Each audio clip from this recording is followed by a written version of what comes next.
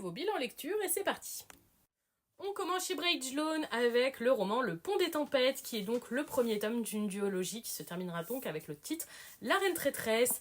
Pour ma part, j'ai pris l'édition reliée avec cette superbe jaquette et son serpent brillant absolument magnifique. Sous la jaquette, on retrouve une couverture avec quelque chose d'assez simple et terriblement efficace. Et le jaspage, on retrouve le serpent et je le trouve particulièrement joli. Sincèrement, c'est vraiment une très très belle édition. En termes de contenu, ça a été une lecture au premier abord assez addictive. J'ai beaucoup aimé l'univers et nos personnages, surtout le personnage de Lara et son développement. J'ai trouvé très humaine et très intéressante. Franchement, elle m'a beaucoup plu. J'ai aimé vraiment le côté géopolitique de ce titre et le développement de toute cette histoire autour de plusieurs royaumes, de leurs relations, que ce soit commerciales comme en termes d'affrontement. C'était très intéressant. Je trouve juste dommage que les éléments soient très prévisibles. On est sur une lecture hyper classique, on voit venir les choses d'assez loin.